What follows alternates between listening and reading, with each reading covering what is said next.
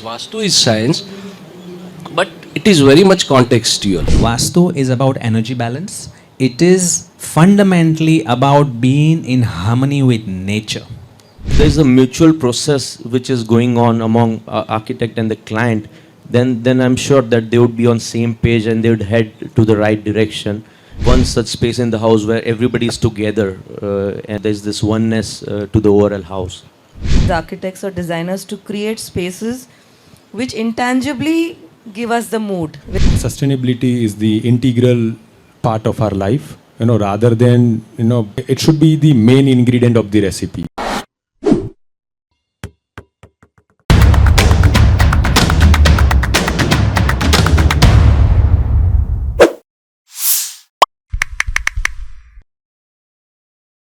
Let's get to know the brief of the panel. Timeless abode, a Mars-void symbiosis.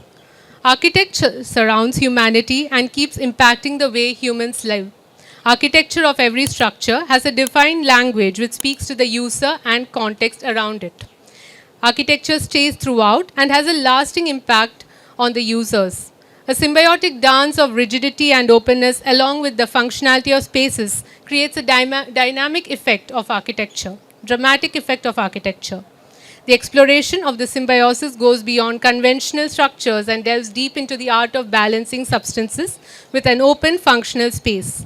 In this exploration, we understand the transformative power of architecture where the interdependence of mass and voice craft a unique narrative which goes beyond the bounds of time.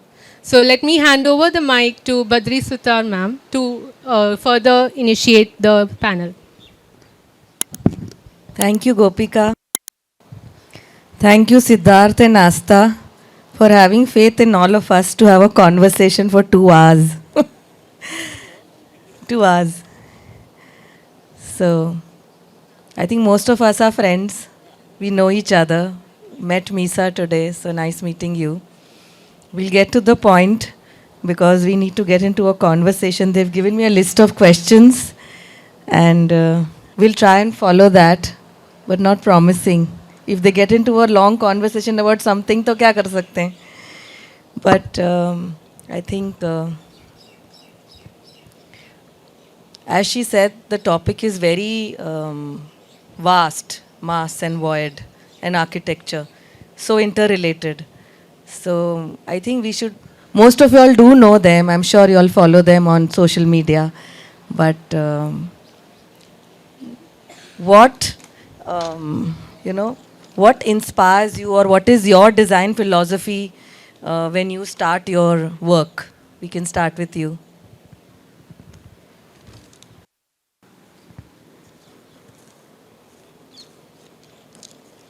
Hello. Yeah, hi, good afternoon all. And we, as a philosophy, we really wanted to contribute to Indian heritage. We don't have any particular style, but we can say that our palette is contextual. And when we design any space or a building, we try to give a multi-sensorial experience. So where one can not only appreciate and evaluating the surrounding with eyes, but the other senses too. So that's how we start any building or a space. Like we do have a Pran Pratishtha in temple. Likewise, we really want to add a soul in every space that we design. So that was the key thing as we start, designing any space. Yeah. So that's your primary focus when you start planning. Yeah. Okay. Ronak. Hi, hello everybody. Inspirations, I would say, they are around us. They are everywhere. It is just in observations that we may make from nature, or few case studies that we do, or the other buildings that are coming up. Architecture all around us. I mean, you just have to keep looking at it, keep studying it. And philosophy, I would say, I would like to keep it simple, minimal, to the point, getting to the right direction from where you have started, and the end user or the end product should be such that you have done justice to your process. That's what I feel yeah, it is important. Any primary focus that you keep in mind while planning? Uh, Primary focus, I would say that the piece of land or the resources that we are using doing any project, and when you look at it at the end, you yourself should be satisfied or near to the satisfaction level as an architect that you have justified your process. True. Yeah, that's Yes, Snehal. So our philosophy is very contextual, and we keep the functioning in our mind as well as the end user of the project. So that is very important to us because ultimately the 90% of time we are spending inside. So we focus on the simple functionality, and of course we also focus on human well-being. So we are also very much selective about the natural resources. So that is the primary things we keep in our mind. Arpan. Hello to you all of you. Good to see you all of you here and see your enthusiasm to hear us out. I think for us, design is always been about, if I have to just give you keywords, I think it's inclusive and responsiveness. So I think it's responding to people, place, and purpose. And for us, that's how design comes about. So the fun is that how we can be kind of dissolve our identities, our style, and try to understand this aspects of the users, the place that we are building, the purpose for which we are building, and come up with expressions that could be varied. That sometimes we get amazed what we're going to end up with because it's never preconceived. That I think it's about flowing with these conditions that are brought to us. And But is there some, a checklist or something which is like super priority that this has to happen? so I think we're juggling between constants. So the constants is that, yes, I think, as I said, it's an inclusive architecture. It's basically being responsive, but at the same time, there are certain things that are variable, whether it is a climate, for example, that I think our architecture has to have an expression which begins to modulate. Constants are, yes, I think we try to see that there are workability aspects that have been addressed. For example, I think a lot of time architects emphasize form, but I think for me, it's always a balance, that how can you really see that the design has to work well. That's the starting point, because eventually it's not for us. Eventually we just medium for the users for whom we are building, and it has to be convenient, workable. At the same time, I think they're approaching us for the aesthetics. So it's that balance that we're trying to continuously work with. But all of you have been practicing since quite a long time. So some of us have backgrounds and some of us don't. So how have you evolved, with having a background or not having a background, or has something in your background helped you to evolve till here? My education, I mean, I'm happy, I'm fortunate to be in rigorous environments like Xavier's or SEPT, which were rigorous architecturally. So that in a way has influenced being in Ahmedabad, which is a rich place for art and architecture. I think over the years, I think you evolve, definitely. If I have to talk back 20 years back, we were more working with form. And I think if you look at our recent designs, they're more about spaces, So simultaneously, we are also continuously, seeing work of younger generations. I think I look up and get inspired. I mean, what the younger generation is coming up with, And so that, this is something, that's what I've kind of taken inspirations from our teachers, that I think it's about continuously reinventing, evolving, that you have to, if you look down 10 years back, I think you have to say that, okay, I think this is how we have evolved, and understanding concerns, understanding the emerging concerns, global level, national level concerns, that how do you begin to tune in to what are the recent concerns as designers, how do you respond to that sensitively? And that to me is evolution, basically. Yeah, true. Snehal? So the same question that, background and how has it helped you? What in your background has helped you to evolve to be here, and how do you see yourself evolving more and more? Same question. So I'm born and brought up in Suthar family. Suthar means it's artisans, I'll take. So my grandfather had a workshop where he used to make this columns and beams and how to make this. We must have seen this in old poles. They are making these old havelis and all in wooden structure.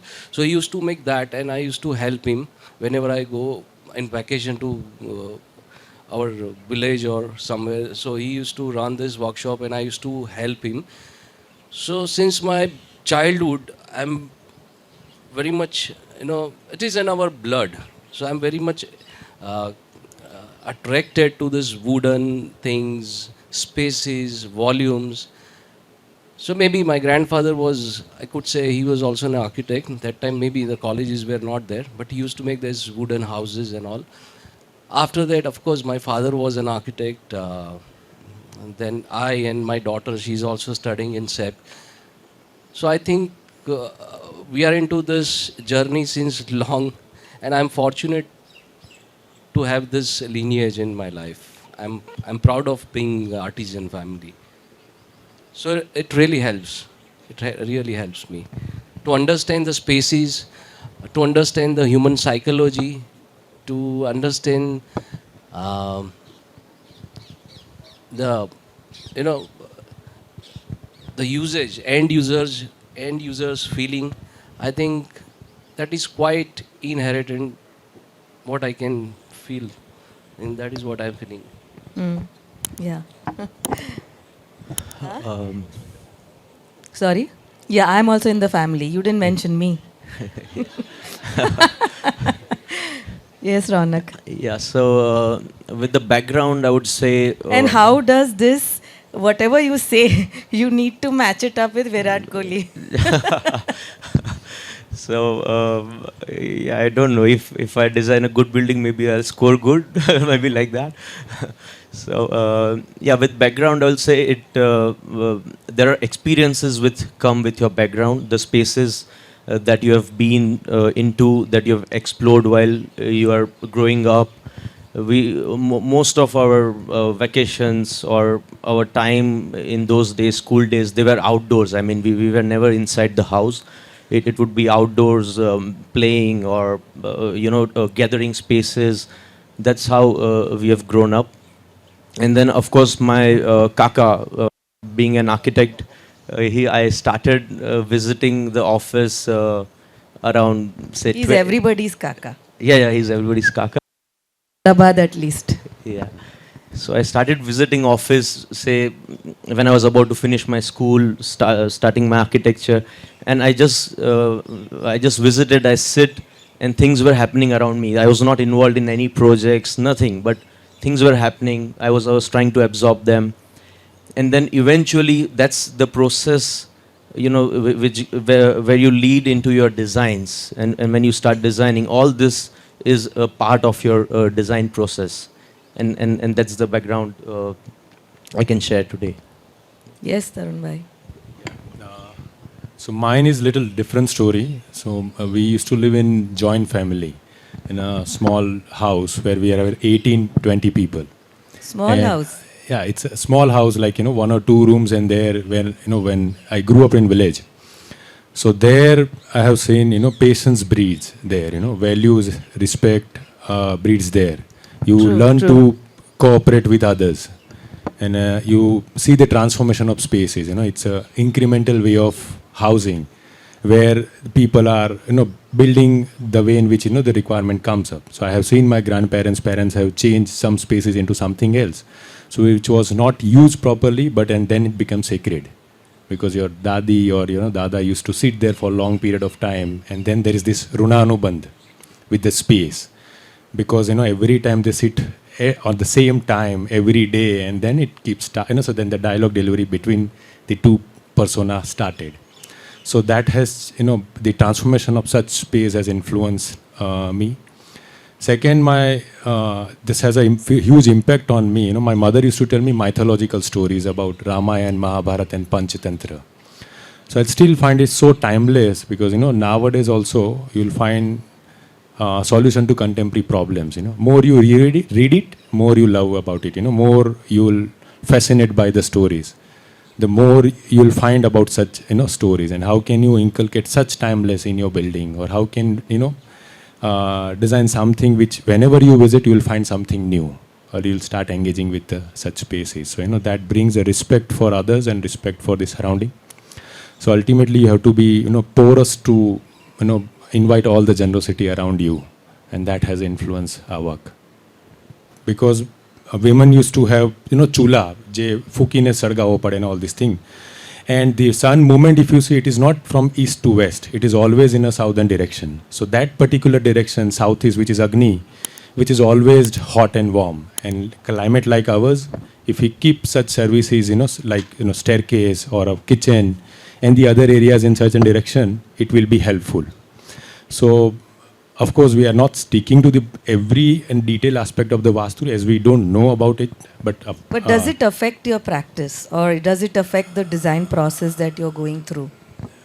sometimes it affect, like I'll give you one example. We have designed a circular house which was circular by nature for the nesture, and suddenly Vastu Shastri came and said, in today's context, that's what it starts affecting our work, no? So so that's how it has affected. So we need to rework on something which was envisaged in a different manner, and the whole process goes in a toss, because it was not being designed as per Vastu, but we have make sure that the scientific principle, like how sun is rising and it is setting in the wave, how south from we are getting winds from southwest to northeast, that is the primary wind direction in India. So keeping all this in your mind, you design something. But again, as I said earlier, we don't have much knowledge about Vastu. But when they say, you need to do 9 parts of the entrance, and the center part, you cannot, it is not working in this direction, maybe Astro Vastu projections and other thing. So there we have to foot down, because, so that has affected, that may affect sometimes, but we need to stick to our non-negotiable, and we have to find our ways. Yeah. there are extra mics. There's one here. So I think is more like key points that are given to you, straight away. These are key points. Just follow it. ઘણી વાર પહેલા નથી કહેતા ને. Yeah, so see, those are key and logical points maybe sometime, where there are some base standards which are created as per our environment or our location or the context which we are in. But it does affect your design, that is for sure. Blank canvas without any key points or anything, you have a lot of freedom to work on it. But with these base points, it's like a base set that is given to you, and then you just have to fit in around it. That is very it just fits into that box, I would say. And if it is relative and contextual, we are doing projects where the project is in Kenya, the Vastu guy is from Mumbai, we are designing from Ahmedabad. So I don't know how much does it really work there, and why does he really need it? If so, sometimes such are the cases where people should be more logical and think on the wider way. True. Snehal. It's one of my favorite discussion Topics, yeah. topics. Yes. I think wonderful science. Vastu is fantastic. We must understand it thoroughly rather than just following this Vastu Shastris. They don't know about anything about Vastu Shastra. Just downloading some application and purchasing 25 रुपए की book लेके हमको सिखाते हैं. So we have to learn it to counter them, because otherwise it is a fantastic science, but I think it is very much contextual. So 2000, maybe 3000 years back, there was no electricity, no gutter line, no such facilities were there. So that time maybe it was fantastically designed, because our people want to serve other common people how to make houses. So they created some guidelines, and with those guidelines, they've also introduced some religion part of it. So we follow it. For that was maybe our for हमारे अच्छे के लिए. But now people are, I think they're creating more fear. they are creating fears. They, I think, so I would say Vastu is, in today's context, it is like an Ayurveda. Okay, we follow Ayurveda. We do छोटा मोटा medicine, सर्दी हुई, जुकाम हुआ, आयुर्वेदिक कर लिया, ठीक है. But अगर if fracture हुआ है, okay, so you will not put that haldi and namak. You will go to orthopedic surgeon and use newer science.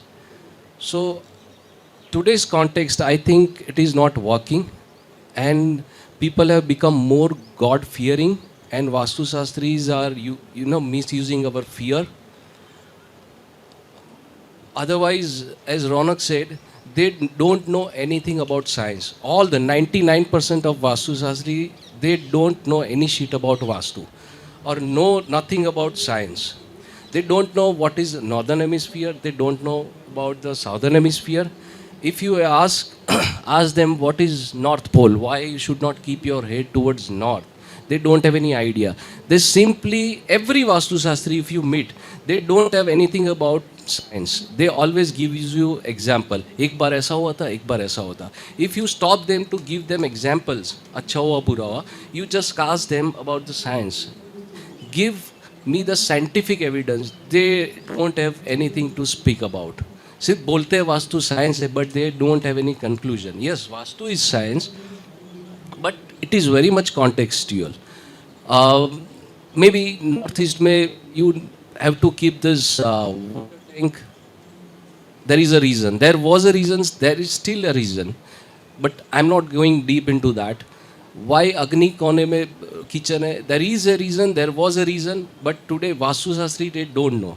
North Pole as a magnetic pole, and the amount of the unit, if you ask them the unit of North Pole, magnetic pole, they don't know. They simply say, नहीं वहाँ पे कुबेर होता है, वहाँ पे यम होता है. But that's bullshit story they gives you just to create fear in our mind.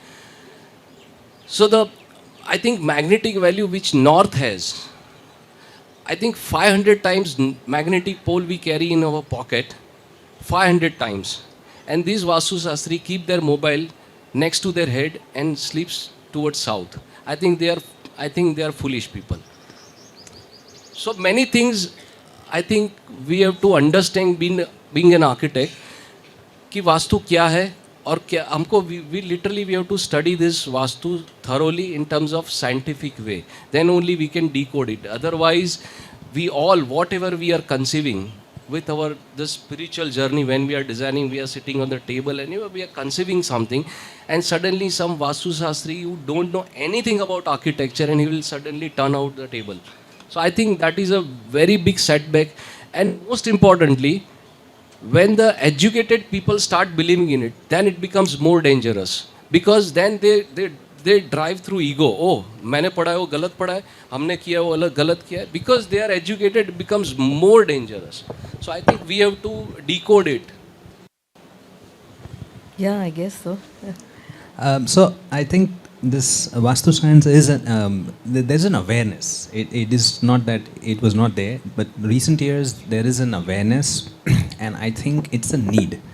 I am trying to see it more optimistically. That yes, and as they've mentioned, it is a science. For architects, it becomes one of the aspects, along with, just as I mentioned about, in my case, functionality, aesthetics. So I think it becomes the third component. And I would like to see a Vastu consultant, just as we have a structural consultant, we have MEP consultant. It's a collaboration then eventually, because it has come from the client. There is an awareness, and if we do not address that, then I think then it's not a user friendly. That's something we are not addressing, and somewhere the user is not convinced.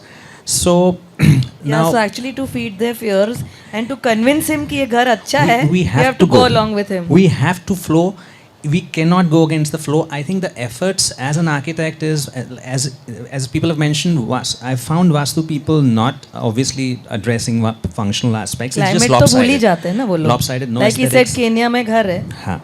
Mumbai में वास्तु है और वो इधर है. So I think as architects we have to balance it. We have to strike a balance, and I think I am it's a science, so we have to first be convinced. It's entirely a science. Just that unfortunately it is being thrived on fear. That is the bad part, which I'm not liking, and because they will put something in the head of the clients, and then they will follow it, and so you have to work with that. Yeah. We see how we can strike a balance, how we have to eventually negotiate with them. But I have faith in Vastu that it is a science, whether it is about talking about the Brahmastan, that's the central space, it was always there in our culture. Brahmastan, the central court, open space was always there in our culture. But there was a reason for it. There's a reason. See, I think Vastu, Architecturally, I think there was a reason for it. there was a reason. Basically, it causes cross ventilation without any mechanical support. So, Vastu is about energy balance. It is fundamentally about being in harmony with nature, irrespective of technology. So, I think it's basically passively in just being harmony. It's also to connect with. It's connected to the health, and I think it's absolutely relevant. It's just that the way it has been forcefully dealt with, that is something which is, as architects, sensitively we have to address that, because when we're working with clients, we have to take them into confidence. So it is an aspect that we cannot negate, and I think I call it a constraint, which is good, because sometimes then there's less confusion. You work with that constraint that certain locations have to be there, and then that becomes a starting point. So if you're doing a house, sometimes certain options get ruled out because there is that aspect of Vastu that you have to address. If you're doing community space where there's really no, or an institutional project where if there's no inclination towards Vastu, then probably you can approach this in a much more freer way. But then it's this constraint, and that's it. That becomes your starting point. Yeah, and that is a Sadakto question also. So we have a few burning questions in this I panel. would like to add something. So most of people are sitting here are architects, okay, professional. So when it comes the financial things, they don't pay us, they pay to Vastu Shastri. हाँ, जो उनको डराते उनको पैसा देते हैं, जो अच्छा करने के लिए उसको पैसा नहीं देते. This is the biggest hypocrisy client shows. They don't pay to artisans. They misbehave with their contractors, mistris. They use abusive language to their contractors, but they believe in Vastu. I don't know what hypocrisy they follow. They don't respect your artisan, and they talk about energy. I think energy comes from Mother Earth. If you ask them, okay, any Vastu Shastri, all of you can ask Vastu Shastri, okay, energy, positive energy, negative energy. This, I think, that has become a fashion to speak this word. We have studied kinetic energy and potential energy. In science, if we talk about science, positive energy, negative energy is, I think, it's a state of mind, and which comes through Mother Nature. So even if we are facing south, the energy is there. Even if we are facing east, energy is there because we are from Mother Earth.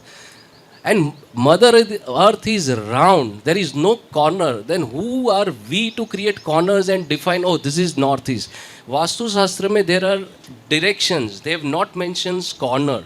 Again, there are nahi hai. Then who are we to create this 1000 meter ka corner and then say here the science will work? I mean, I think we are fooling ourselves also rather than understanding it. I'm again saying I'm not against Vastu, but we all of us, we have to study it and we have to decode it in correct manner to negotiate this kind of nuisance to our profession. I think it brings a setback to the design for most of us. I think some of them do tell us that Vastu consider karjo. Some of them just don't tell us. और elevation बनने के बाद दिल से अरे sir vastu वाला आया है जरा मिल लो. And it happens in our office so often, and then we again go back to the layout and then the sections and elevations and 3D and aajkal. So obviously the client वो Pinterest लेके आ जाता है तो fit भी तो होना चाहिए ना उसके जो भी है. So we've been talking about design philosophy and Vastu and science, and so all this again architecture narrative, how do you set it? So how do you set again your design processes, your architectural narratives as far as materials are concerned, and how do you merge that with the sustainability factor? When you start designing, what is it that you address? Matlab, is sustainability above the design, or is the material comes first, or you design and then you come with materials? How does it happen? Okay, so we have two questions here. First is about the material palette and the sustainability. So I don't think we have invented much in material because still we are making building out of brick, stone, concrete, steel, and other thing. People are using ferrocement concrete and rammed earth and few other alternative technology which we are using. But still, after Corbusier, I don't think we haven't extensively used the concrete in the way in which he is invented. Second, having said this, we are always open for the new material. Whenever we are designing any projects, we'll start with this question, which material are we going to build? And second, finding a right artisan for this, this new technology, it's again a difficult task. Again, that art is again deteriorating. When you say, you are making this exposed building, then the budget part, the time part, and other part has, changed. So in terms of material, still, I would say I have a doubt regarding the new, the alternate material, apart from, this few materials which people right now using. And it has a limitation also. If you're picking a rammed earth building or ferrocement concrete or any other building, you cannot go more than 3-4 story. Or maybe if you are going, then you require a space, which is nowadays it's a constraint because the way in which we have designed our bylaws, the setback margin, height restriction, and other thing, which is again restricting the creativity. And as far as the sustainability comes, so we think it's not an outside object. It's an integral way of life where we should be talking about, is it the sustainable building, do we get the LEED certificate or the green building certificate? For example, if you are having family, you love your family, right? And the sustainability doesn't come into the picture because we all wants to grow, we all wants to live well. So it is an integral part of our life. So same happens with building. We all know that southwest mein glass nahi hona chahiye, south facade and west facade. Still we see so many buildings coming up nowadays having such glazing and other thing. Then people will say that we are using this reflective glass or something like that, and then we get this LEED certificate and other maybe other certification or green building certification. But that reflection is killing the person who's walking on footpath. So that I don't know how we can call it a sustainable building. So for me, sustainability is the integral part of our life. Rather than it should be the main ingredient of the recipe. You start your design with it. So where we go beyond the meaning of all this aspect. So that's what we consider. Yeah. True. For the material part, I would say materials are generally the expression of time and the context that particular building or the structure is made. And we would not start with material first, but it is always the design process for the given program. That's where the design starts. And later stages, of course, the material is the second part which comes into the design process. And sustainability, I would just keep it to the base line where I would say, is it minimal? Can we reuse it, or is it recyclable? These three are the main topic that I would put in the sustainable category, where minimal as in you can achieve the correct space, volume, building, project with the right amount of materials that are used in. You don't have any extra unnecessary articulation, unnecessary materials, claddings, etc., which are being used sometimes. Or the materials which we can reuse or which we can recycle. I think if we just take care of these basic points, we are very close to the sustainable part.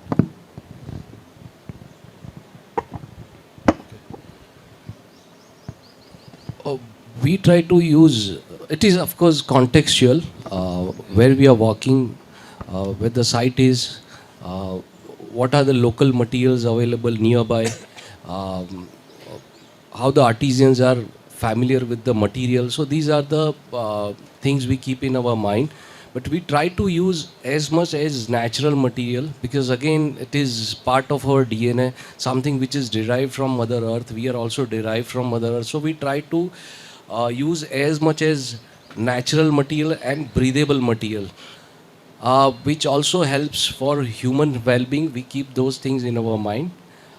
For us, not only the physical material, even the material like air and sunlight also to be considered in our design. But it is very simple and basic. We, we also try to do a lot of experiments with material, because as the technology evolves, we also try to adopt those materials also. So it is very much contextual. But how do you bring in sustainability with all this? So of course, if you are using natural materials and local materials, again you are getting from the nearby resources. It's a one way of sustainability. At the same time, you are giving some opportunity to local artisans to earn. Using local materials, of course, you are decreasing the carbon footprint, and of course, we are also taking care of human well-being. That is also one part of sustainability. So social, economical, and ecology, I think the three factors we consider while we select the material. Arpan? So, talking about the material aspect, I think for me, the material has played a supportive role. I think it's always started off with form and space, and as I talked about the workability, that design is about essentially this. And till then, if you're specifically working in a context like a strong place, or if we are working with individuals that have certain preference, then that's when I begin to take clues. It is not that I have a preconceived thing that all my buildings are going to be in brick or concrete. But I think I begin to take inspirations. If I'm working in Coorg, for example, which I'm doing lately, then you realize, okay, what are the, as you mentioned about the local materials, so those become eventually the guiding points. Or if I'm working with individuals who have a stronger preference of a material palette, then I personally like to dissolve myself. That it is not that I put my signature. No, I think the fun for me is, okay, what is it that, and how do I differentiate? If a guy is saying that I like white, how do I work with that? If somebody says I like brick, how do I work with that? So material in that sense plays a supportive role. Yes, overall it has been about using natural materials, and that's where I think the sustainability aspect comes. That I mean, it's never been about. I think the West has actually formalized it in terms of certification, and that all these things. But I think if you look at or not our, but all around the world, the vernacular culture, I think they were most sustainable. They built as if nature used to build trees. I mean, using all the local sources. Even culture was, I think, a part of sustainability because it gave identity.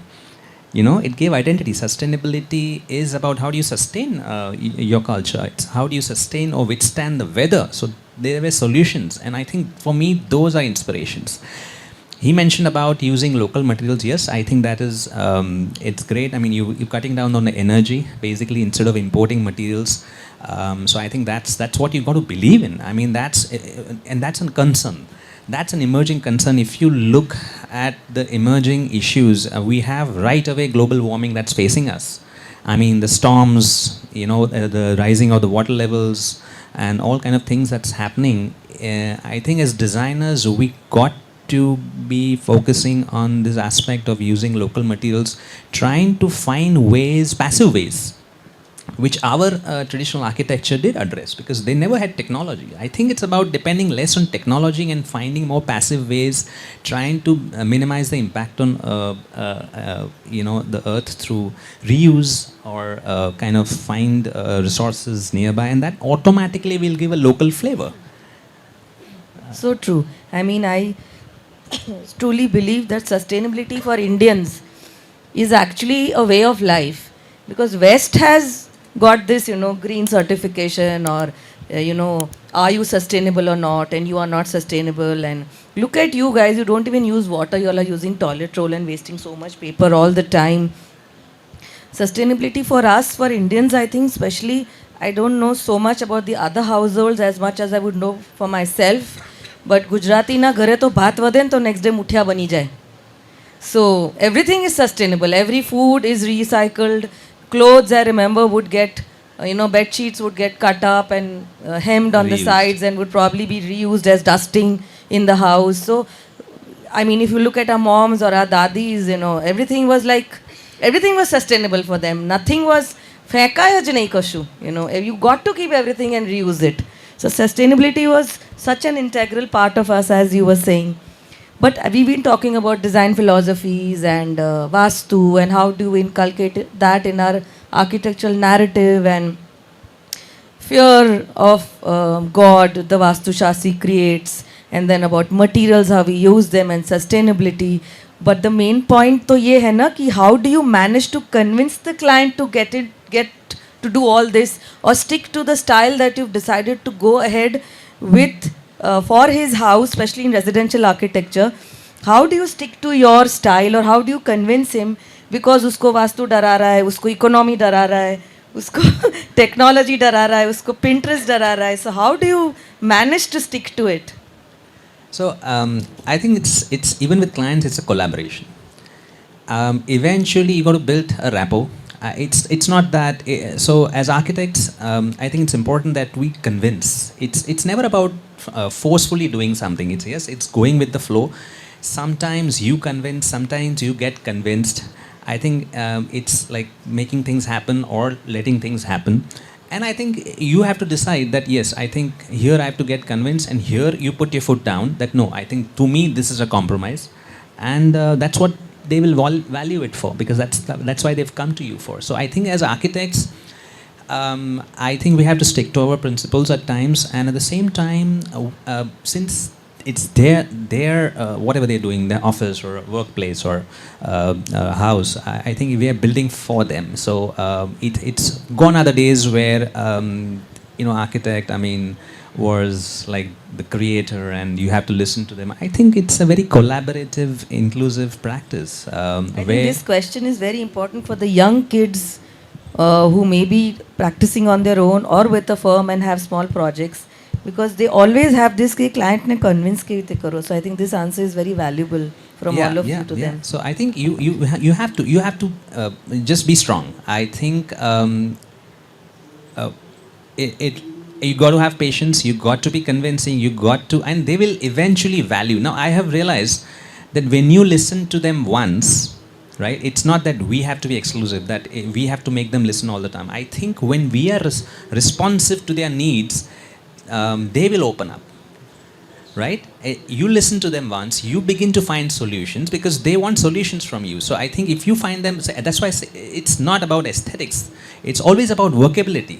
Right? So I think they've come to you for a solution, and yes, eventually they've come to you because they want an aesthetically better solution, but it has to be workable, and I think you have to address to their concerns. That automatically makes them open to your viewpoints. First you listen, and then you make them listen. It is both ways, and it's eventually creating a happy relationship. I think you can never be forceful. I think it's both ways, basically.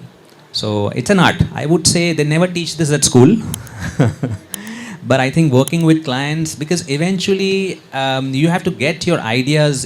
I personally want to believe an architect is a salesman. We are salesmen of ideas. We have to sell our ideas, and we have to convince, right, in a positive way. So I think it's something that you got to have convictions first, and you got to really make them listen, and at times the other way around.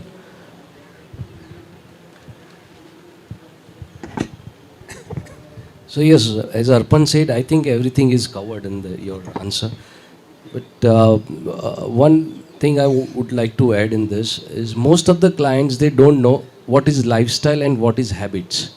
So most of them, when they come to you, they come with their habits most of the time. So our role is to define what is lifestyle and what is habits. Because once, so there is a saying, हम घर बनाते हैं बाद में घर हमको बनाता है. So wherever you are living, you starts developing those kind of habits. So as an architect, you have to understand the requirement. We have to listen him about the requirements, and I think Arpan said everything. Rest of all,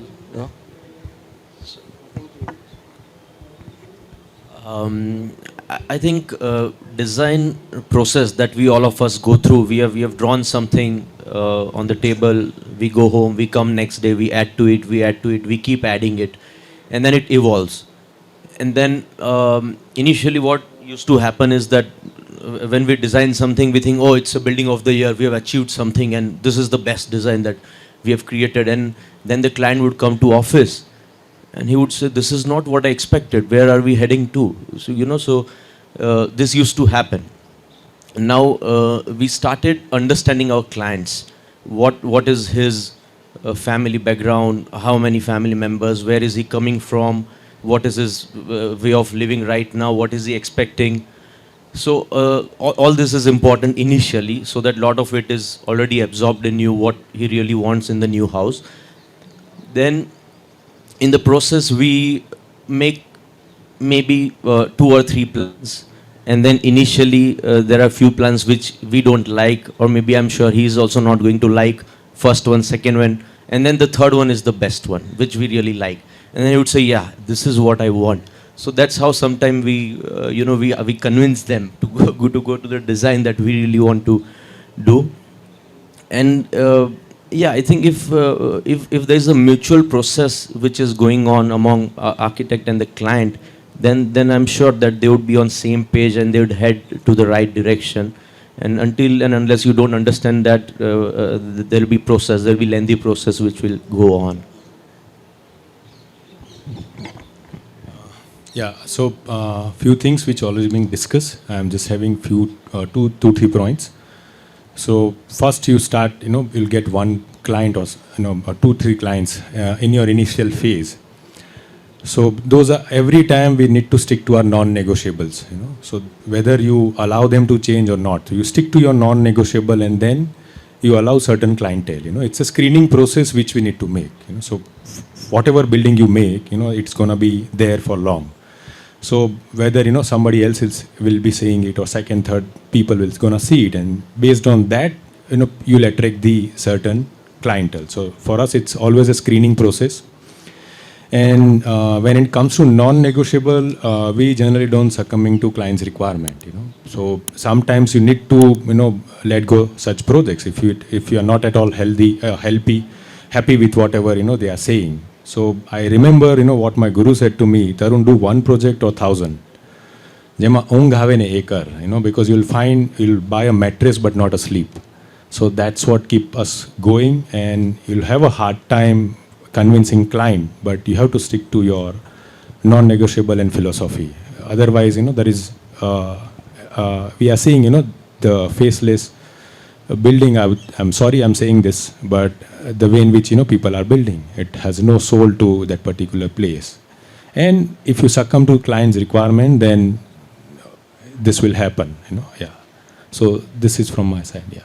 I would just like to add, since you mentioned about the initial phase, specifically to the younger people, that I think one keyword is patience. I think the initial 3-4 years, I call it the mud paths.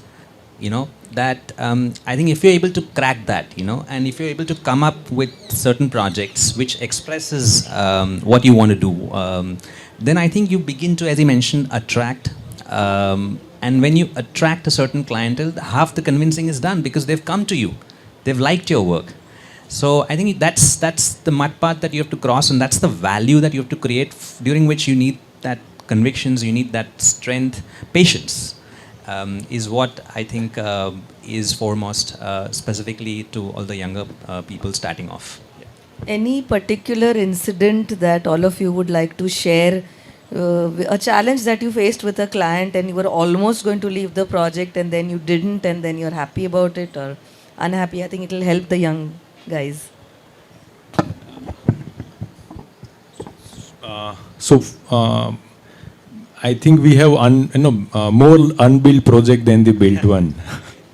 So what makes us going is we really want to crack that problem. So that's what is going us. So I remember we are doing one office in Changodar. So it's been assigned to us in 2016. It's not completed yet, but we'll stick to whatever we have done. So it's the patience word, which Arpan has said. But any specific challenge that is disturbing you? You feel it is maybe common in most clients, which is a challenge, and you have overcome it, or what particular attribute in you, like maybe patience, has helped you overcome it? Yeah. So maybe everyone we know that the budget part is always a constraint for us. Maybe we are not getting such client where there is no budget limit. That's a different story. But that was the most challenging for us because we need to change the whole design sometimes when it is started the foundation. So sometimes I'll give you the example of urban house. So where we have started with the expose work, and suddenly client says, we don't want to spend this much. So we started inventing the idea of how can we have a combination of normal brick and the exposed brick. So we design a cavity wall. So inside we have the normal brick, and outside, which is facing south and west, we have a exposed one. The thing which was scary for us, the bond between them, because the sizes are different, and how can the 4.5 ka wall gonna sustain 30 feet ka height. So that was scary for us, because we have given the idea, we'll make sure that it will stay for a long. So that was the first thing which we invented, and we were scared whether it's gonna be gonna stay there or not. The thing which is motivating us is the discussion with my the seniors and other fellow member, where we have cracked that idea, they cracked that problem, and we invented something, and touchwood it's still there, and we break that idea into something else. So that was the scary part. And every time we are facing such issues when we wanted to make for example, rammed earth wall ka building, but again artisan, the cost and the space which is constrained. For us, setback, the height restriction is constrained. Why can't we use all the setbacks? Bringing light and ventilation is, as an architect, we need to design. We are thinking that we are designing a building, but it's been designed much more before in your prescribed bylaws. But any particular incident that affected your practice or your, maybe helped you to evolve? Anything that triggered in you? Not now I remember. The only thing which I remember is the Vastu wala incident where we have designed the whole circular house, and he said it is not workable, and it's gone. So that project has gone. Yeah, true. Yeah. So, but as I said earlier, so we are always looking forward for the problem solving part. If it is solved on paper, if I it is think we built, are more of problem solvers. Yeah, no? and if it मतलब is design करवाने आते हैं पर ज़्यादा problem खड़े करके we are solving their problems. Exactly. And if we find something which is I would say if we find the soul to that particular place, then we are happy, whether it is gonna build or not build. Or pay or not pay. Yeah, in a way. That's a burning question, no?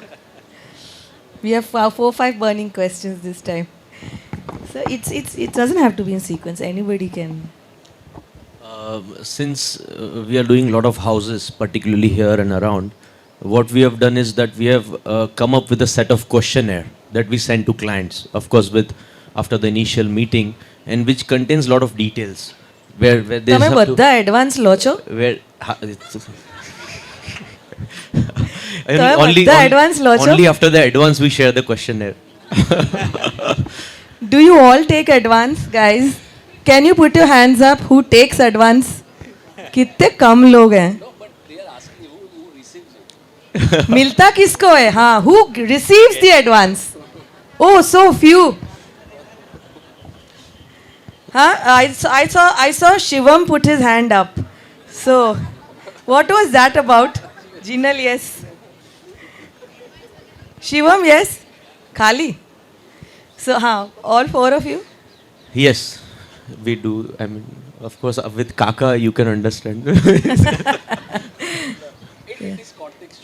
It is contextual again. For Snehal, it is Relative. always contextual.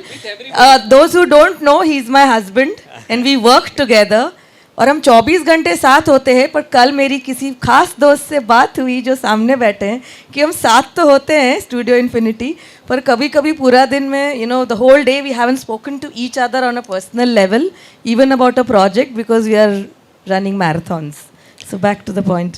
So yeah, so we have generated these questions that we sent to them, and how we derived to this is that we were doing some houses again in Kenya, where the PMC team called MACE, they were from UK, and they were very particular about everything. I mean, they just before starting the project, they just send a long list of questions and details and drawing numbers, drawing sets. Everything was there. There was nothing.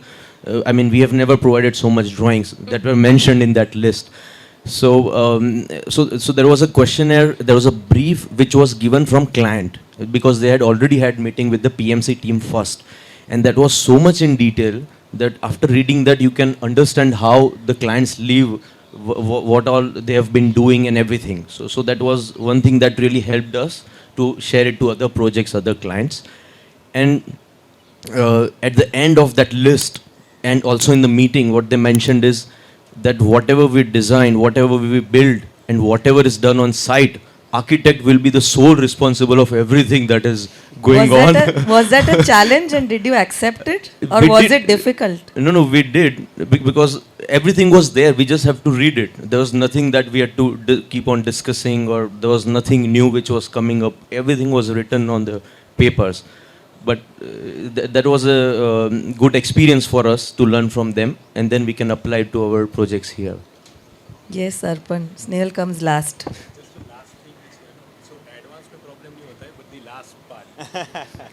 So MISA Architects is saying advance to mil jata hai, the last part of the fee doesn't come in. No, advance is also contextual. So one of my For you it is. No, I'll give you an example. One of my friend, we were sharing the same client, and when he came to know that we are doing that project, Snehal, please, is advance lena. So I said okay. So I asked my client for advance. Then I don't even pay to your friend also. so I asked him, हाँ लेकिन वो project अच्छा तो कर लिया. So I mean it is contextual. Project अच्छा है, it is lucrative, then you tend to take it, ठीक है ले लेते एक बार. So this happens with everybody. I think it happens with you. I don't know about these boys. That's what I'm asking most them. of the people, most of Ronak the के साथ नहीं होता है. So one incident I'll share. It's about Vastu. So one of my friend was designing a house, and it was beautifully designed. Of course, the few consideration he has taken for Vastu. Okay, Agni mein there is a kitchen and north is puja. Everything is done. But one Vastu Shastri was really troubling him. So he was sharing this project with me. If you have some Vastu Shastri, you just share with me. I have to client ko milana hai because I have to convince him to this plan. So I said, I don't know anyone. Any Vastu Shastri mere ko to milte hi nahi. So I said, let's do one thing. So the client was very close to my friend. He was he was uncle to him. So I said, let's do one thing. I'll become a Vastu Shastri. I'll come to meet your uncle. So I become a Vastu Shastri and I went with him. And I just simply, I do some natak watak ऐसे घूमा मैं ऐसे compass लेके, And I said, you have 2 kids. He said, yes. वो बहुत बदमाश है, पढ़ने में बहुत होशियार है, बहुत तेज है, लेकिन एक जगह पर बैठते नहीं है. हाँ बहुत तेज है, लेकिन वो पढ़ते नहीं. Everybody feels that child is hyperactive, बहुत होशियार है, लेकिन पढ़ता नहीं. वो सबका प्रॉब्लम है. Then I said, आपको टाइम पे जस्ट नहीं मिलता है. I mean, you don't.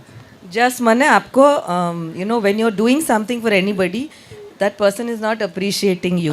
In family or friends. आपको appreciation टाइम से नहीं मिलता है. आप किसी के लिए कुछ भी करो. हाँ टाइम से जस्ट पैसा नहीं टिकता है. हाँ फिर वो मेरे दोस्त को बोला, देखा इसीलिए वास्तु पे वो पावर है वास्तु में. So I said, अरे ये कॉमन क्रिश्चियन है, मन में मैं हंस रहा हूँ.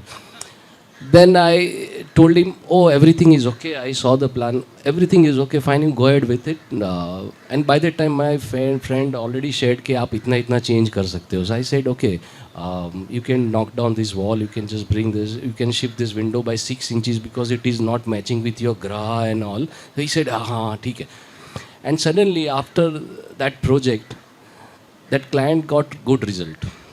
So he start referring me. वो मेरे दोस्त को बोलता अरे यार आपका वो दोस्त अच्छा था है ना, वो कुछ भी तुड़ाया नहीं, उसने कुछ भी ब्रेक नहीं करवाया, लेकिन वो अच्छा वास्तुशास्त्री. मतलब आर्किटेक्ट्स एक्टर्स भी बन गए अब. I mean it's a common sense. I mean पर एक्टर बनना पड़ा ना. You venting out. Yeah, this is the only place where I can. The previous question was that only. Yes, Arpan, something what was the special to question? share. Yeah, some challenge that you faced. We've been talking about design and Vastu and and architecture narratives and stuff like that. So let's come to the crux ki client ko kaise. So I think working in Gujarat, mostly Gujarati clients, one of the biggest challenges, they're very practical. I think they learn a lot and come ना कुछ पढ़ के आते हैं पूरा thesis. Very practical. So building has to पूरा be thesis. practical. Look में तो बराबर है, अच्छा है. But so I think for us, and again the way we have worked out our practice. I mean, if you're not addressing that issue, then somewhere there is a dissatisfaction. I remember Doshi Sahib, he once told me. And this is personally, when both of us were talking, that if you want to be a good architect, don't be practical.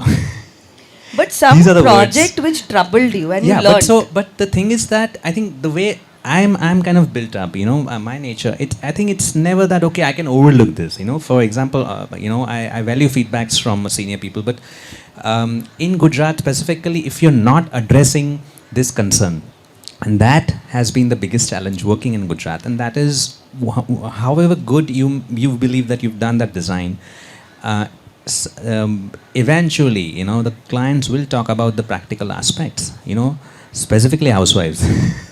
True, and often we learn from them. Yeah, and for me, that is a need. That is a need that you cannot overlook. I mean, I remember my interaction with Palinda in Sri Lanka.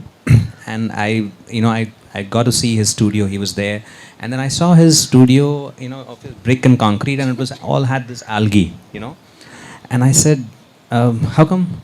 No, this is who we are. No, we are Buddhists, and this is part of nature." And I thought, my God, this guy would never succeed in Gujarat.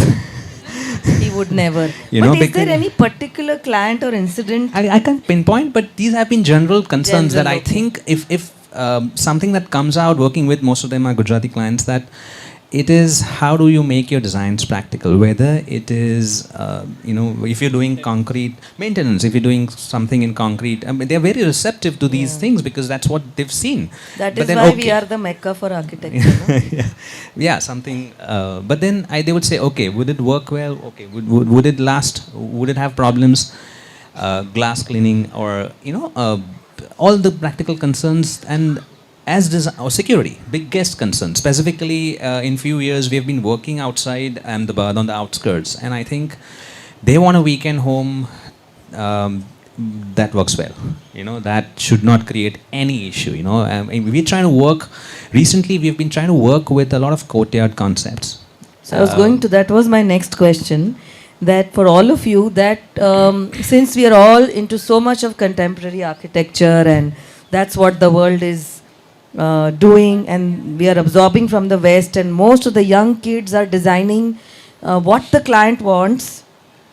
They are forgetting the context, the climate, and most of them are struggling with their design philosophies, or even they are struggling with the kind of mentors they should be following.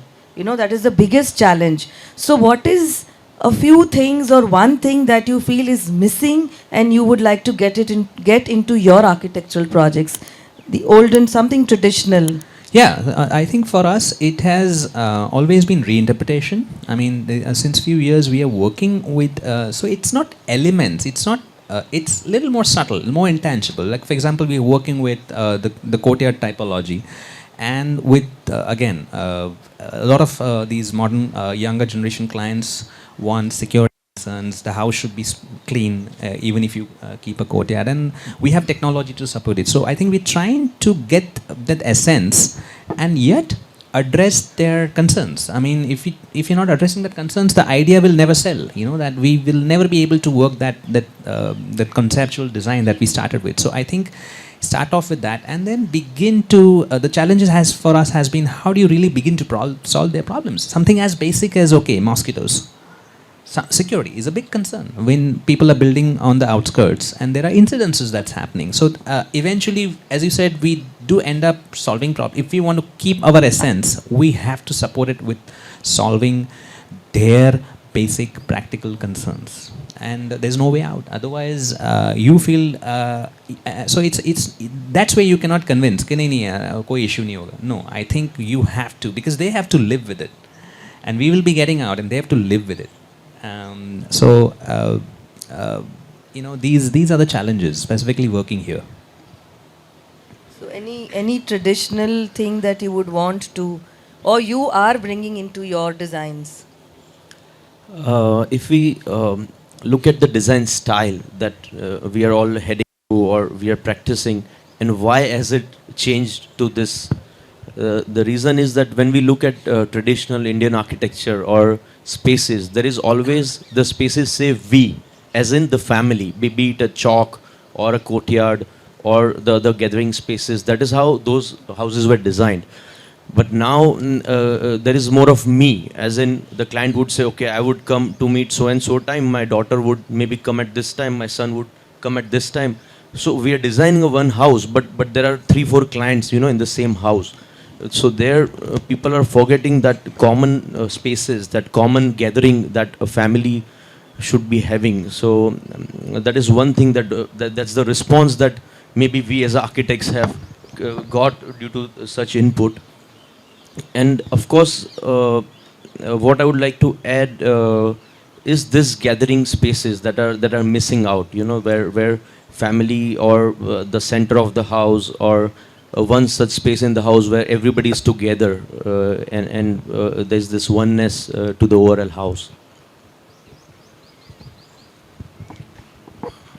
So for us, courtyard and verandas and such congregational spaces are important.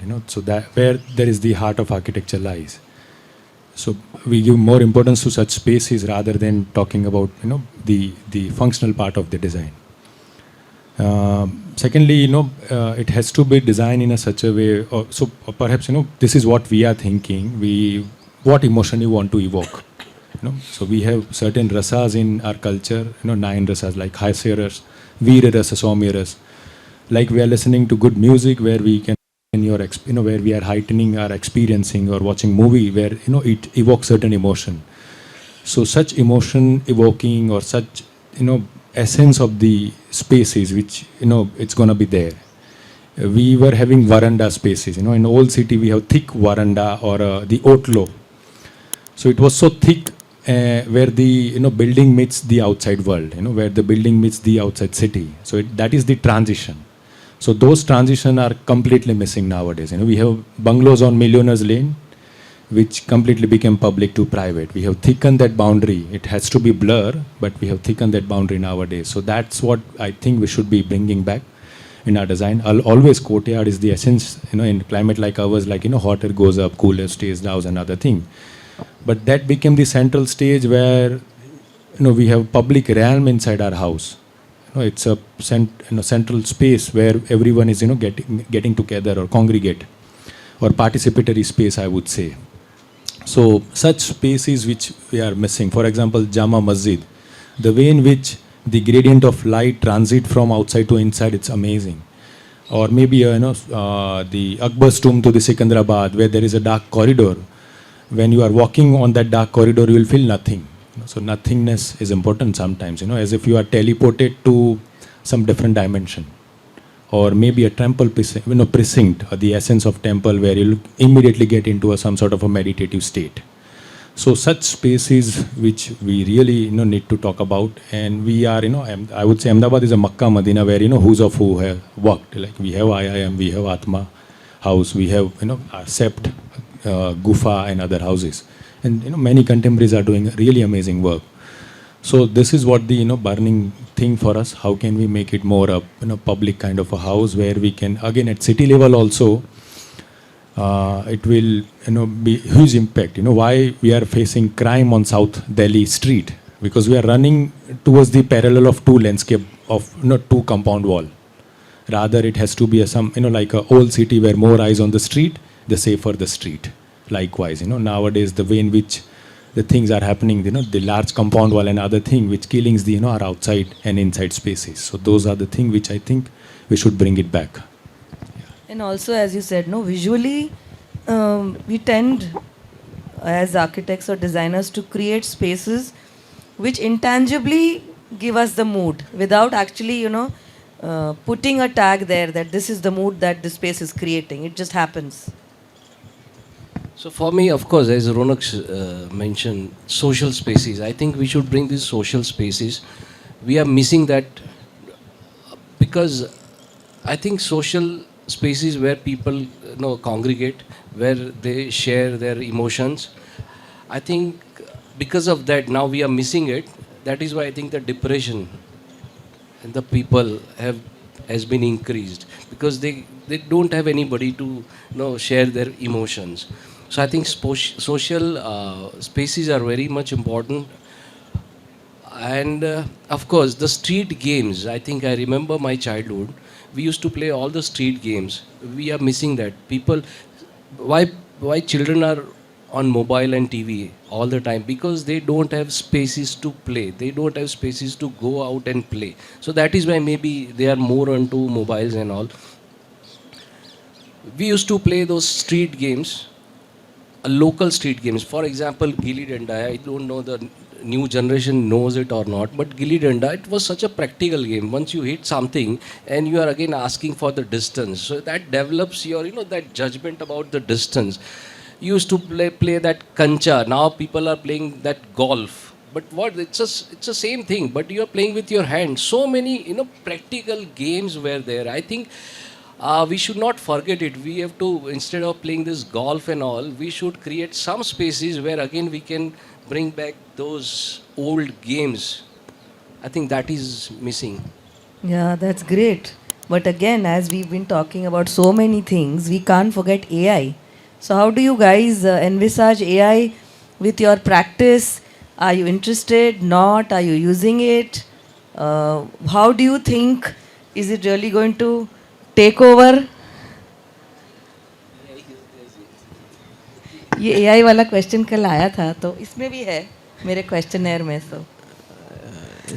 Sorry. Yeah.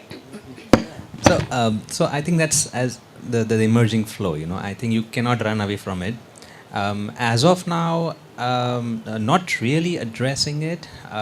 See, there are two ways of looking at it. One is that if AI is designing, what are you doing, right? I mean, it's like, then what's your role, right? Eventually, I think, as I understand, that just look at 20, 30 years back, softwares came, but we are working with softwares, right? I mean, I remember in 90s, we were taught to use a pencil. I mean, it was a crime if you worked on an AutoCAD. As students, we were told. But we in fact rejected it. I personally remember telling the class, ये मुझे समझ नहीं आ रहा है, मैं पक्का fail होने वाली हूँ. And then we had our skills, right? So I think what's happening is, as technology evolves, we lose certain skills. And if in order that we have to be with the flow, we have to develop new skills. So probably AI is just emerging. I mean, you just read yesterday that AI has visualized Jamnagar 100 years from hence, and it was a very, very futuristic city. So I think, which means that AI is a tool where architect probably has to feed certain data, and then probably that skill of design goes, and a new set of skills, maybe 20, 30 years down the line, designers will have to develop new skills. Because AI is able to do that, and AI would be, it's still not a part of it, but it will be a very much part, like a software that we are using 20, 30 years, 40 years down the line. So, and it's difficult to anticipate what that would be, but yes, I think that flow will happen. And I think what technology will do is it'll ease out things. It'll obviously AI again. It's an intelligence, right? It's basically universal intelligence. So probably what it is doing it in a very logical way, right? Taking the human mind out. So eventually, the designs that will come out, probably if you look at, let's say, the close, something before AI is the parametric design, and you realize, okay, what a logical outcome it has, that it's able to get. But then again, it's the coding. So it's the coding that matters. So What you feed in comes out. yeah, so that's the sensibility. Then eventually, it's not the skill of the architect, but his sense of coding that will matter, and that will guide the design. So AI will have those kind of repercussions where it's eventually the designer that puts in data, and it'll probably open up a whole new world. I mean, which is difficult to anticipate now. As of now, we're still relying on our sensibilities, and I think for me, it's about always being rootedness, using less technology. I think, just to answer again the traditional aspect, I think if you look at the Indian context, I think we are a labor-intensive country, and I think that AI, however optimistically you may look, probably it'll take away jobs. It'll take away jobs. It's, I mean, and so I think for me, as of now, architecture has to talk about things that are more labor-oriented, that we involve people, that we create employment. And that's what the present need is. I mean, the government is working towards it, that how can we create more employment. So I think as designers, and that's has been tremendously rich in our tradition, that the carvings of this or that has always been labor intensive, unlike the West, which always relied on prefab, because labor is expensive. Here labor is cheap, and we have skilled labor, I think. So as of now, I think more than technology, it's about working with people that seems to be emerging concern. True. There are 2 points that I would like to address about AI. I have not tried it yet. I don't know how does it really work. But what I have always seen is just this images that we see, maybe on Google or somewhere. So it is not only about that image which is created. And I'm sure when we look behind that image, it is programming data. And behind that, I'm sure there are numbers which is generating that image. So it has to have certain limit, I don't know, with that generation. Second is, rather than just the images, can we, and of course we are having that part where we can have smart homes, for example, which says your AC is on but the room is unoccupied. I have a notification from Alexa or Siri that maybe it's 4 p.m. just close your west curtain or your south curtain, something like that. So that's the better use, I think, that we can convert the homes to the smart homes where we can save energy, save water. Maybe there is a notification you have used enough water for a day. Try and reduce it. So this is where AI can actually help us, and also the clients. That's the actual use that we should utilize it. So that's what, no, the wisdom's got to be there when you're using AI.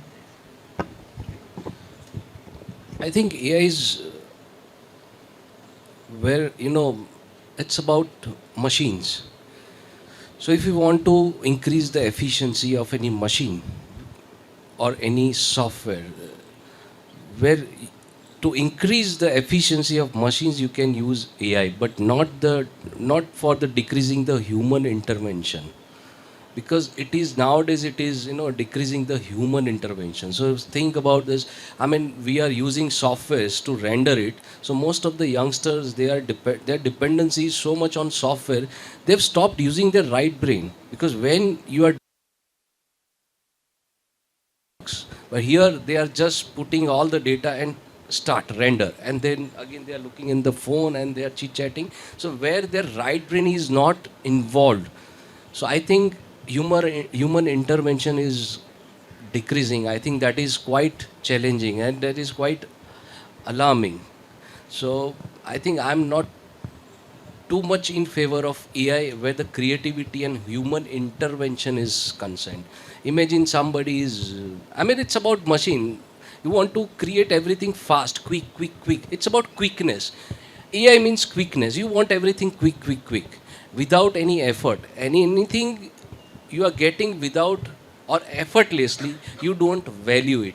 So maybe I'm thinking that after a few years, you will stop valuing certain things. Relationships. Because if the human touch goes and the AI takes over, then I feel maybe, because AI is not human, it's finally a machine. AI will take, see, it's like 30 years back, 50 years back, people used to walk 20 kilometers, people used to climb floors. Now, with so much of vehicles, see, it's become difficult for people to even walk 5 kilometers or even climb. So, physically, people have become weak because of advancement of certain technologies, say lift or a car. Now, what AI does, it'll make people weak brain-wise, as he said, so that's dangerous. It'll probably lead to new skills, but imagine individuals physically weak, mentally not so active. I don't know what set of skills will eventually develop, but and it is not that the world cannot stop AI. No, it cannot. We need to accept it, but I think it needs a lot of good mentoring to the youngsters. I think we may come up with some workshops, like we have workshops for carpentry or workshops. So I think the school needs to tell them that there is AI, there is mobile, there is Instagram. There are a lot of stories out there which are not real, which are fake, which we keep telling the people around us. Please use it wisely, use the wisdom. And so they need mentoring, I think, for it. So for us, so there's a strict restriction on using AutoCAD while designing. So we say, no, you need to design on tracing paper because... वो sketch वाला ना sketch कितने वाला. पर these youngsters don't. So No, no, Nata so से तो there's a sketch भी निकल गया ना. Nata is Yeah. absorbed sketching now. So that's what we are doing in our office. You can design in on tracing or in any paper, but while making a working drawing, you can use Revit or maybe CAD or something like that. So there is a strict restriction in office so that because we have made a working drawing by our hand, So again, as you said, hand drafted. hand Yeah. drafted, So a single change means पूरा sheet वापस हो रहा है. और उसको blade से निकालना है गरवारे पे, and then you need to do ammonia prints. But that happens with clients. But in college, I remember, वो गरवारे पे जो erase करते थे ना, वो भी उसको दिख जाता था. उससे sheet वापस कर. So that's a different story. So that's what how we work. But we also think that if we use it wisely, then it will be really helpful. So this augmented reality, or the Internet of Thing, IoT. So I'll give you one example of Zaya Hadid. When she was, she had designed something, but it was not possible for her to convince client because it was there in her brain. The softwares were not sophisticated so that she can make a 3D or something. So they have developed the software. Nowadays it's on our fingertip, and they have convinced the design to it, like Frank Lloyd Wright, the Bilbao Museum of Spain. So they have designed particular software where they'll start talking about what exactly he meant, and it is being on ground. So likewise, I remember my days in a school time when I was doing thesis on stadium. So right now we are sitting on heap of technology or the information, but in those time we only have Moderator or this Sardar Patel Stadium and few stadium in Gujarat. So you have to go to the a different site, different places, or maybe outside India to do a case study. Nowadays, because of Google Street View, of course, it will not give you the wholeness experience, but at least you know something about it. The information which is available, you'll know how they have drawn, what was the concept behind the stadiums and other things. So if you use it wisely, then it might help in a next time, or a beam model or a S-built model if you wanted to make. 20 years back, it was a Herculean task to make a S-built drawing. Nowadays, because of SCADA and other system, we all know what is happening inside our building, or the notification and the automation thing which Ronak has spoken about. So that might help in a future, but when it comes to design, when it comes to neuroscience and architecture, we need to be control all these things, because when we are drawing with our hand, there is a direct connection with our neurons. When you draw with pencil, the pressure you put on the paper, it will talk about whether you know your design or not. The scribbles and other thing will talk about how confident you are about the designs and other things. I think when you sketch, I remember Snehal telling me recently, then you live in the present. That's the only time you are absolutely in the present. Yeah. So again, so when you sketch, when you write, then you scribble, or then you do something. If you are not using rubber or something or eraser, then it stays there. So it will talk about the state of mind in which you are. So for us, we always says that when you are making with your hand, it comes from the passion. When you are making with machine, it doesn't come from the passion. It's like an industrial revolution where you modulate everything, and it will be easy to copy paste. So that's what we try. Yeah. So, So instead of AI drives us, we should control the AI. So no, AI should work for us, not AI is working on us. so as we've been talking of mentorship and all that, I have a question which is not in her paper.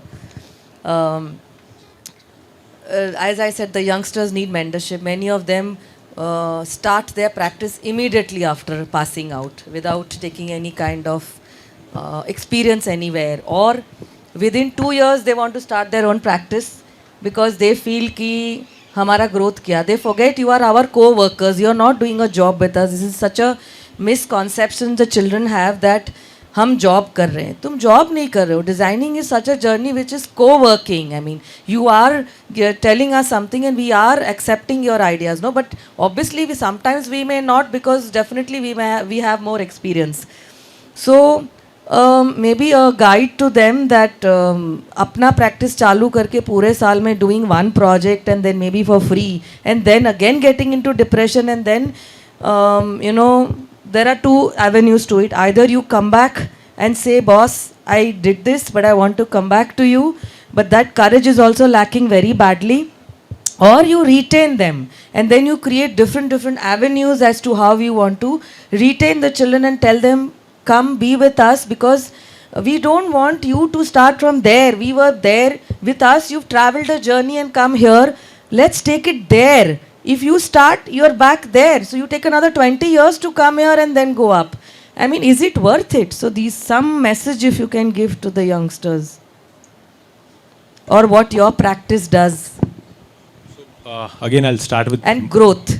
So I want another question amalgamated with this. They have this question, what is our growth? But I don't understand the meaning of growth in their context, because as we mentioned very early in the conversation, we all evolve with every single day, with every single line we draw and every single client or the child or the chai wala that we meet, we are evolving. So what does growth mean?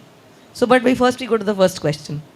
So, talking about the first question, so I'll tell you my story. I have worked extensively under my guru, for 7-8 years. So I did my job there, where he taught me what not to do. So I was doing, we got a couple of projects when we got out from our school. So I was doing just a basic drawing and give it them to the client, and I was getting some sort of money. So he said, this won't, help you as an architect. You start living your dreams. Whatever they are actually doing on ground, you are not at all, bothering. So you just, don't do such savvy practice, and hence my, the learning start. Whatever I learned in my school, I actually unlearn and relearn under where I did my job with the Umesh Shurpali, the Place Design Studio. So he, there I again, it's like a 5 years ka recourse of architecture, where he taught me, the growth and other thing which we are saying here. It's not about the, architecture is not a money minting machine, so there's a major responsibility on our fraternity. By saying this, you might get 1 or 2 projects, but if you don't justice to it, or maybe, once your children will grow up and when they'll ask, what have you contributed to a contemporary heritage? So will you show them the Adalat stepwell, or maybe Sarkej Roja or Jama Masjid, or will you go and proudly say that, this is what your papa or mom has done in the contributing to this heritage or the contemporary heritage? So that is the one thing which we consider as a growth. Once you design something, that is the, I would say, kick which we are getting, where we are visiting the space which we have designed, so that is growth for us, rather than, as you said, एक project करने के बाद then you're getting into depression and another thing. So again, practicality and other thing, for that you need to work with your co-worker, colleague, or maybe with your seniors, so that you'll have a, at least basic idea. And again, architecture projects takes almost 2 to 3 years completion. So it's not like आज किया 6 महीने में खत्म हो गया. So therein only you'll get to have an idea कि एक project में what are the requirements, what is right, what is wrong, what it takes and what it not takes. So such it's like I always tell to my the colleague that it's a tapas. It's a meditation which we are doing. It's a hard work which we are into. Unless and until you do such hard work, you will not get there. And there is no shortcut. There is no shortcut to the design or there is no shortcut to the growth unless and until everyone.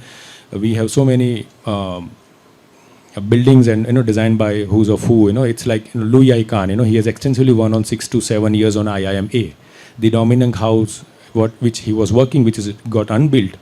So there he has extensively worked on 3-4 years, but it is not gonna, it's not built and it's unbuilt project. So likewise, it's again a tapas or the hard work which you need to put in. Otherwise, it's difficult. How do you mentor them to stay with you? So again, when we need to make them passionate, we need to make them see what we are seeing. We need to make them the real kick once it is happening. When you visit this site, you will forget about the outside world. For example, when you visit temple, the way in which they played with our mind. We need to start showing them this is what will happen when you design something. When you design something, that particular space will do something to you, right? It may change your mood or something. So we cannot force them, but we need to make them passionate about what we are living, and that's how we are going in our office, and that is what main thing which is going them or asking them to running in our show.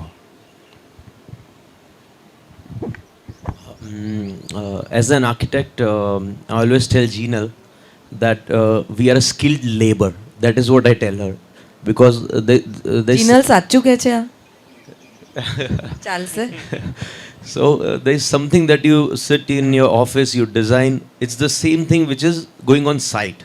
Okay, so you are a skilled labor. You are just not doing it physically on site, but on your table, on your desk with computers or your pencil. And with students, what I would say is it's a profession where it starts a little late and with experience. I mean, somebody recently was explaining me that it starts a little state and then you have to go longer. You can practice till 65, 70. You can always work in your office. So they have to be patient. In college, we are designing the same building for 6 months. What did we do in our colleges? There was one building, maybe institute. We designed it for 6 months. So that patience has to be there at least for another 5 years once you are out of your school. And you have to have that dedication, that work at one firm or your liked studio or the work that you like, and you have to go through the entire process. They just get little impatient. They just think of 1 year that ek varshમાં આટલું કરવાનું છે. This is what I have to do. This is what I'll get. Next year maybe I'll be somewhere else. Third year somewhere else. But that's not architecture does not work like that. As he said, there are no shortcuts. Yeah, so there are no shortcuts, and until and unless you don't go through the entire process, looking at the site barren the first day and the final finished product until we shoot it or we film it and then we have the final product, you have not gone through that process. And even if you want to work on your own, you cannot just start with 1 or 2 projects. You should have lot of different experiences, different projects that you have to go through, and then from there you take a start. And then I also feel that if they say ki I want to start my own, so if the most youngsters these days say this, no, okay, I want to start my own. Because what is my identity? What is my growth? What is me? Who's going to come and work with you? If everybody has the same approach, so the next generation is also going to have the same approach. And with so many colleges across the globe, where the criteria for getting the children in, the filtration system has become so open. The parameters have become so open that anybody is walking in and they need to fill the seats maybe. Then what is coming out? In what value systems? Because faculty to kam hi hai. That is a true fact. That is the reality, that there is very less good faculty. Somebody who's also practicing and then coming to the institute, You may have, I've met so many faculties recently who've just passed out and joined. Nothing wrong in that, but one needs experience to teach the youngsters, because you need to come to their level, but your experience also needs to join in with that. Then only the whole thing becomes, roti khali nahi kha sakte, saath mein sabji chahiye masala wala. So you need everything together. See, how do we address that? And then again, tell them, boss, ruko, sikho. So how do we inspire them and push them is that when I go to them, I ask them that work truthfully for yourself. It's your work. Of course, it is going to be the studio's name or whatever. But whatever the individual has achieved, Learning apna hai na? but whatever the individual has achieved, he is going to take that, not the True, form. true. So if he takes that for few years, he is going to take that away from you. You don't need a single drawing. Nobody needs that. It's your ideas, your working, your hard work. That is what you take from the office, and then you take your start. That's the correct approach and way. But Yeah. I'm sure that this thing has to be conveyed well. They need to be mentored correctly. The whole mentorship thing is like paisa, paisa, paisa. Yeah, and the other thing is that I tell them to visit sites frequently. You know what is happening nowadays are people are just in front of computers and mobile. That is what is happening. So sometimes the practical knowledge or the way of making things is lacking when we look at them, or when the drawing is made. We know that this is because he's not practically seen it or not understood it. So at that time, site visits may be our site or anybody's site or any project. They should keep visiting. That will make a lot of understandings clear for them. True. Snehal? Arpan? So, mentoring and its relevance. I think first, as young students getting out as architects, I think first thing to realize is that I think where they work is important. I feel that when you're working under somebody, you're observing a method. Yes, it's lucrative and you might get opportunities to get started, but I think it's to observe a process, and the best is when you are able to identify somebody whom you value or whose work you are able to identify with, right? If you're able to get in that, and then I tell my colleagues that you have to work for at least 2 years. I mean, it's mandatory in our setup to work for 2 years, because then you come a full circle, 2.5 years, so you see through a process. That is one.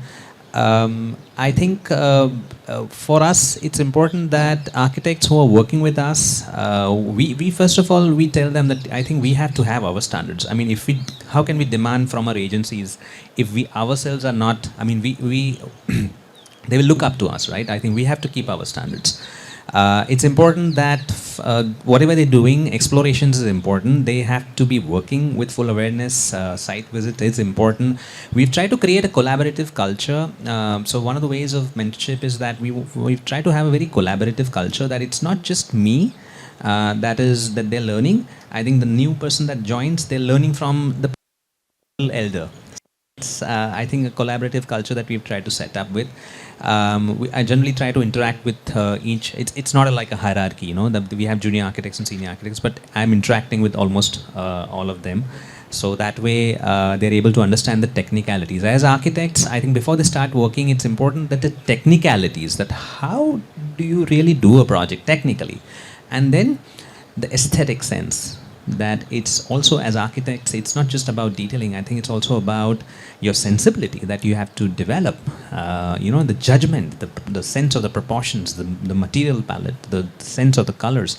What according to you is appropriate. So these are things that they learn, and I think this is a must. I think it's very traditional. That I think that's something that we've gone, we've done it. I mean, I think instead of just the new generation, yes, it is impatient. I've found that there is, because it's overall, the world is moving fast. So I think it does come back to all of us, that there is a little impatience that has creeped in. And all the more with the new generation. But I think, as I mentioned, the keyword is patience, that you got to at least give 3-4 years. You can explore. I mean, you can explore alternative setups and see which direction you want to take. architects like Khan, he started practicing at the age of 50. And then what clarity he had, you know. So, I mean, there are architects who started at 35, 40. So I think it's those years of exploring, and then you really know that what you want to do. If you can give 3 years in the present era, I think it's good enough. Yes, you correctly said. So, of course, nothing wrong in having aspirations. You know, everybody wants to grow, but I think it's going to be a collaboration. It's a time for collaboration. So, if you have reached somewhere here, then let them start from here. So, we are in our office. We offer everyone that after working with us for so many years, why you want to go away? You can start from here. You can get any project. If you are, if you are asked by someone that you have to do this project, you know, they are not going to pay as much as we will get it. So we ask them, just be with us, okay, and you start from here only. That will be in your portfolio. That is your project. You know, get that project, and whatever you are doing. So we are into that collaborative process. That is how, you know, we are working on. And believe me, those who are, thinking that running an office is easy, I think it's very tough. Believe me, and all of the, I mean, no, how many senior architects are sitting here, but everybody, I think, will agree with me that running an office, being a consulting architect, it's so tough because you have to go through so many overheads. Not only the overheads, your investments, your taxes. We are zero in taxes. We have to pay service tax, we have to pay GSTs, professional tax. I mean, so many things we are struggling with. And if somebody is offering you some collaboration, I think then you should grab it. I think, for me, I think it's, the future is about collaboration. That is what I'm thinking. So that was the personal question that I was trying to ask you all. That what is it that you offer to retain, or do you, the generation, if your co-workers want to leave, they always give a reason which is not correct. But we try and delve into it, but they may not tell us the truth. But your personal, I'm trying to get them to understand your personal life, your personal studio approach. बाहर का सबको पता है कि, you know, Modo does this kind of work, or VPA does this, or MISA does this, or The Grid does this. But who are they? As people, who are they? What is their approach towards the co-workers? That's a personal thing that I think that's the last thing that I want to know. I mean, between us, Snehal and I, Snehal doesn't have a cabin. Whoever works with us knows. He sits in the studio. Often, you know, I have to call him कि मुझे कुछ personal बोलना है. Can you please land up where I'm sitting? Believe me, nobody knows this, but I do call him. And my daughter also tells me, ये पापा को कुछ बोलना है पर वो उधर बीच में बैठे हैं. And he doesn't pick up sometimes. It becomes very difficult. So everybody has a personal way of running their offices, yeah, but there are a lot of overheads, and it's not, as we were discussing with my good friends yesterday evening, we had the privilege of having them in our office, Chiranjeevi and Tushar, and वही बोल रहे थे कि if you are paying somebody an X amount, say about 20,000 or 40,000, then it is also plus X, the system that you're giving them, the license of the software, the space, the electric bills, everything is, and the professional tax for the person who's with you. So there's so many other things that are happening which the children are unaware of. So on a personal thing, I would like to know. See, I think in our case, I think we've always tried to have a collaborative practice. You know, architects who are working with us since few years, I mean, then after few years, they feel they want to have space. So we want to give them that space, that if somebody wants to teach, somebody wants to do a project or two of their own, and if they can be involved still with us. So that's the flexibility. So I think one of the things that we are trying to work with is flexibility. That I think after a few years, somebody may not want to work full time. They want to explore new other possibilities and yet be associated to us. So that's one thing that we've tried to work with, and it has worked very well. That's one thing. Second thing I think is that as architects, I think, I tell them, I tell my colleagues that you are not working for me, you work for yourself. I think when you're working for money, when you're working for me, then it's a certain limitation. I think it's what you do, you learn. I want to give you an ambience. I want to give you a cooperative culture, including me, that if there's any issues, I think I'm always there. It's not that the architect is not available, the principal architect is not available, and there's a hierarchy. We don't want to have that hierarchy. An intern can also come and discuss with me. Secondly, I think it's the joy. For us, it's important that we're not just here to do a project and mint money. I think it's the joy. Sometimes I tell my colleagues, ये option करते हैं, reject हुआ तो मज़ा आया ना, कोई बात नहीं, रिजेक्ट हुआ, but we enjoyed the process, no? So I think joy, I think, is so important. It's important. See, I think everything. I mean, somebody may want finance. So I think, how do you really also carve that out? That we try to work out different methods to kind of see that the collaboration persists. Credit. Younger generation wants to be recognized. You have to make them visible. I mean, in the past, I think it was more concealed. But I think with the emerging times, you have to give credit to the people. So that's one thing that we've done, that I think all the collaborators get the credit. And I think they want to be noticed, they want to be recognized. So I think, and they're able to take, I think whatever projects they're working on, I think they're free to kind of identify, they show it to their own clients. So I think it's important that it's not just your growth, everybody grows. And I think that will be a sustainable model, according to me. I agree. True. Collaboration, I think, is a process where you actually don't have to discuss it. It's an auto process. I sit in my studio, same like you. I do not have a cabin. Jinal has her cabin, and I sit with everybody around me, and in between them. So once, of course, you start. Maybe you have your internship. You start as a graduate architect, and then you are a senior architect, and that's how you move on. The person who visits me minimum is automatically a collaborator, because he knows what is to be done, what is to be delivered, what is to be done next. That's the process. Ronak, that could be just the opposite. वो अपना कुछ कर रहा है. No, but he's in front of me, so so that's not happening. But I had a boy once. Sorry to interrupt you, and he joined us. And everybody in the studio told me कि कुछ गड़बड़ है. I said नहीं वो थोड़ा कम बोलता है. And then if we would suggest कि तुमने जो किया है, because you're so new, no, you need to understand the design process and the system with which the studio works and the philosophy on which the studio works. And then for every week we were realizing कि वो बिल्कुल अपना कुछ कर रहा है. अब वो दिखा भी नहीं रहा है. And then by the time you tell him show मैं कर रहा हूँ, then you say कुछ गलत ही मतलब, then you say नहीं मैं गोल्ड मेडलिस्ट हूँ, यही सही है. It was tough for us. So yeah, that is one thing, having that connect with everybody. And second thing is the freedom that your studio or your other architects are giving to you.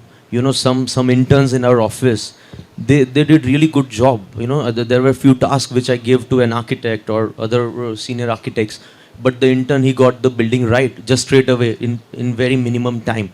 So sometimes when you just have that open free hand, you just let them allow to do it, then you can also have such results. So that's where I'm heading to, that minimum contact. When you understand the entire process of the studio, or maybe your seniors, or the way things work and everything, you have automatically collaborated with the firm, and then that's how you're going to grow. So in our office, we work like an extended family, because half of the office is my extended family. My brother, my sister-in-law, my cousin sister, and others. So though they have just village wala वापस की सब, everybody staying exactly. together. So they are staying together, like civil engineer, interior designer, architect. So that is the one thing. Second, as many of us are having studio, we don't have any cabin at all. So we have 3 conference area: mid-level, large level, and the smaller one. So smaller one where the meetings are happening, and it is designed in a such a way, it's a sliding system where everyone knows what is happening, and we also know what is happening. So whenever there is a problem or something, they are directly approachable to me or my associates. And again, as you said, it's a time of collaboration. So we have association in our practice. So it's not like they are consulting or they are doing job, but after some years they have so they'll become like associates. They'll become the MISA True, they get associates. some privileges. The privilege, the and project. we feel responsible for them, which is so intangible. Exactly. And second, when project get recognized at national, international level, so who has worked on that particular project, she or she is gonna be there. We don't put our name, that particular. We are going again. The fun part, the joy part, which we would really we discuss about the movies, we discuss about the art and other thing. Whether you have been to that particular festival or not, whether you've been to that particular show or not. Why, for example, whatever movie we have seen, like Interstellar or The Inception, another thing. Why the camera is moving in certain fashion, why they have cinematographed the way in which they have done the Momento movie and other things. So such so we really like to operate our studio in the office in a studio manner, like extension of our SEPT studio, where there is no restriction. So again, the only restriction which we have is the time. The 9:30 they have to be there, and then it's up to them. They don't want to work, it's up to them. So the main focus of ours is we want to make them passionate about what exactly they are doing. And again, the initial wala thing, if they are working on something, there is their initial, it's drawn by or checked by or recommended by somebody. So that initial, which we discuss a lot, because your initial is there, your signature is there. So do you think you'll do savvy job where you'll get into some problem? I get very bogged down by when I have signatured it and if it is wrong. So such practice we inculcate in them. So that's how we are running our show. Yeah. So for our office, I would say that for me, it's my family, because I don't have too many family members in my extended family. Neither does Snehal. We all have very chota families. So a very personal story. My father passed away recently, and I used to stay very upset. So the only thing Snehal told me was, he was traveling then when I came back. He said, go to office every day. किसी से बात नहीं करना है तो मत करना. And I must tell you, my bachas was super sweet to me. मतलब we had a deadline, but they kept shut. They probably working चुपचाप पीछे behind the doors. But they would see ये 2-3 घंटे के लिए आ रही है, तो वो लोग बाहर से ही थोड़ा मुझे ऐसे देख के जा रहे हैं. So they are my family. आपको कुछ बोलना है? Gopika.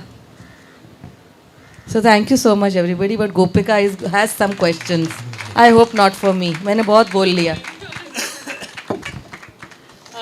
Thank you for this really interesting, fun session, panel discussion with a lot of, where we talked about spaces and energies, and then we went into personal anecdotes. It was very interesting to hear all of you speak.